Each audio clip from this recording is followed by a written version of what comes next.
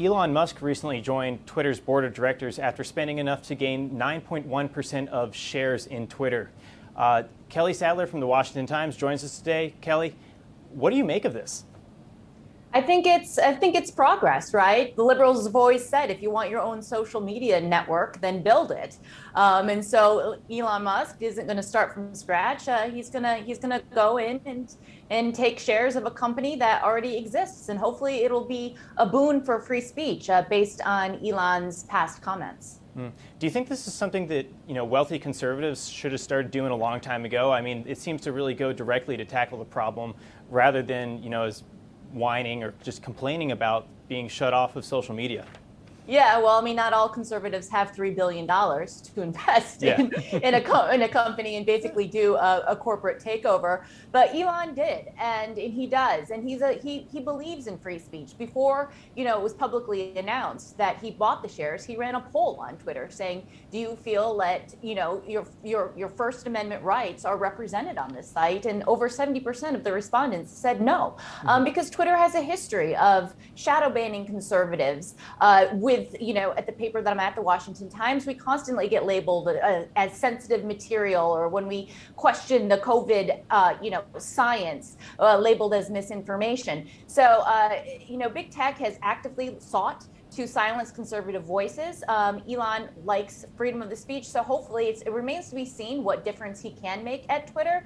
But I think this is a welcome development. Mm-hmm. And Reuters, actually, I'll read you the title of their article here. Reuters reports, quote, Musk's arrival stirs fear among some Twitter employees. So obviously, big tech has been doing the legwork for Democrats for a long time. Do you think, what do you make of that?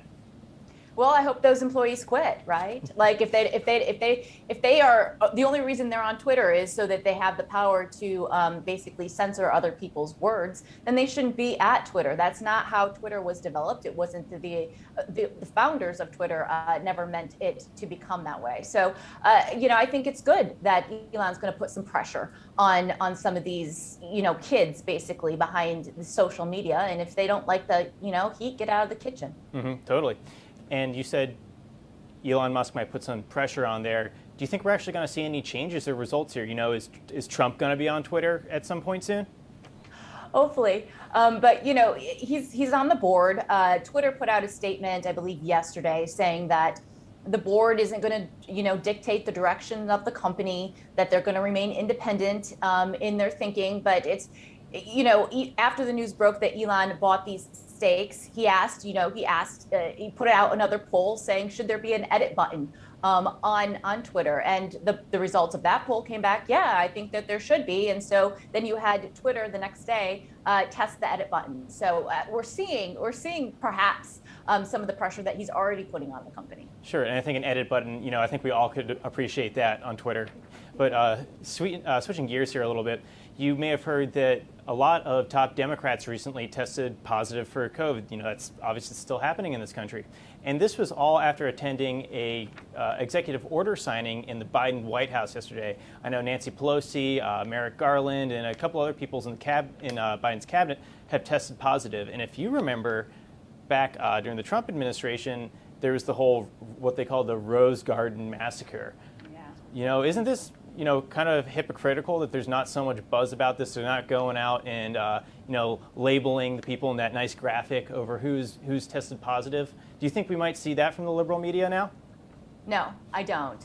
But I do think it's concerning that Nancy Pelosi was in the Oval Office this week and she kissed the President of the United States. And the White House said that was not considered close contact, and the President is fine. It's so funny how these CDC requirements have changed under the Biden administration where they were under the Trump administration. The science under the Trump administration, if you were to go back 2 years, somebody who tested positive for COVID, who was just in the Oval and kissed, unmasked, kissed the sitting president of the United States, that would cause real concern among the journalists. Yeah. But right now, you don't have anyone really even questioning it. Mm-hmm. Yeah, and it's usually Biden is the one getting a little too close there. But we're just looking at the ages of some of these Democrats. Nancy Pelosi, I think, is 82 years old. Joe Biden is 79 years old. I think Representative Clyburn was there. I think he's at least 80. these are the people that the CDC puts in an at-risk group. And still, yeah, we're hearing crickets from the liberal media on this. Yes, I think we all want to, even Democrats want to kind of put COVID to rest. We've got the therapeutics. We know, who's at high risk and what we should do if we come in contact with somebody who has been infected. All of these folks most likely have been vaccinated, so probably their symptoms will be mild. I wish Nancy Pelosi the best in her recovery, but I am concerned with President Biden, given his age and fragility, being around so many people so recently who've just tested positive. Certainly, and we wish them all the best recovery. But Kelly, thanks for coming on, and we'll have to have you on again soon. Thank you for having me. Thank you.